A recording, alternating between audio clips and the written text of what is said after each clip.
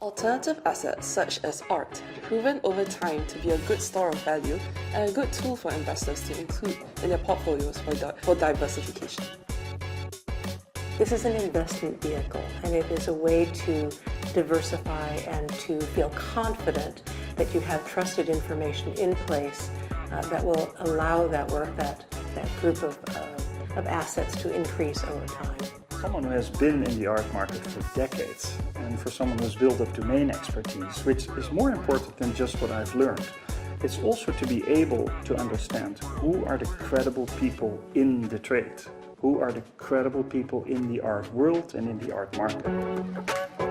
Hi, my name is Rachel Chia. I'm the CEO of SDAX. I'm Elizabeth von Habsburg. I'm Managing Director of Winston Art Group. I'm Nanne Dekking, and the founder and the CEO of Artory.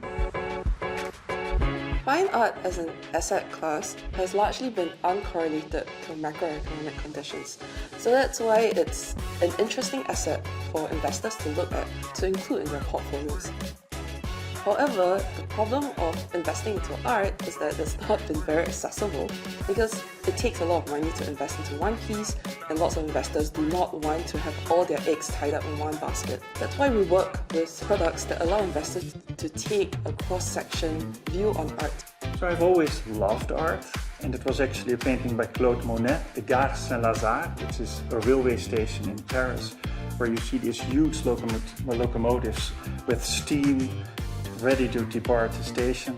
That was actually the painting that triggered me to study art history.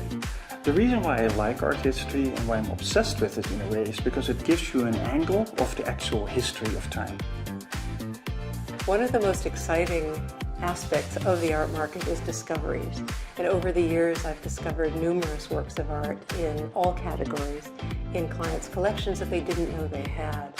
One such instance was a collector in New York who had collected back in the 1920s a series of pocket watches that were made by the firm Patek Philippe.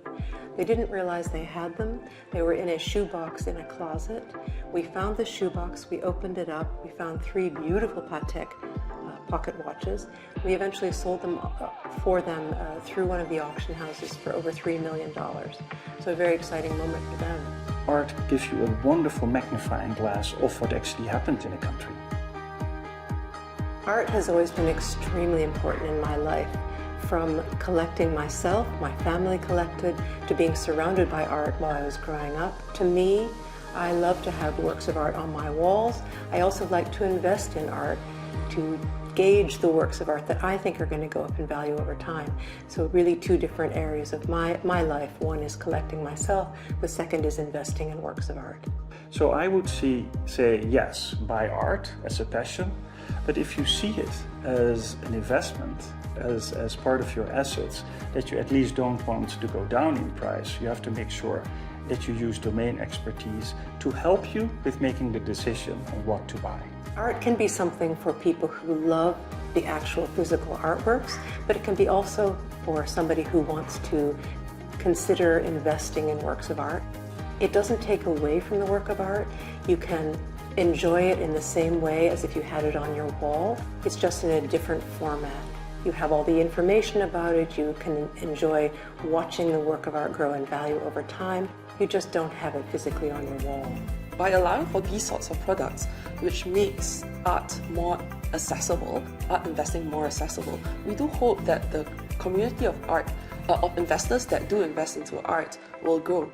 I think this is good for the market because this will also drive more transparency in pricing. This will also drive more transparency in information being provided to investors.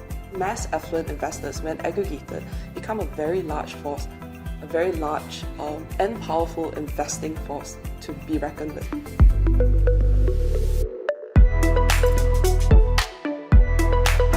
Well, digital trading will help the art market and the art world because art is currently not an often traded object. I think art is something that should be part of everyone's life. Whether it's as a collector or as a visitor to a museum, art is extraordinarily important. I think as we move towards 2050, we will see more asset classes within private markets and alternatives being fractionalized and tokenized. We intend to increase the range of products that are available to investors across the whole spectrum of private markets, alternatives, and sustainability investments, because we do see that the future is one where the power of mass investors can be a force to be reckoned with and will have a seat at the big boy table alongside all the pension funds, the institutions, the ultra high net worth, so that more people can have a part of this investing future.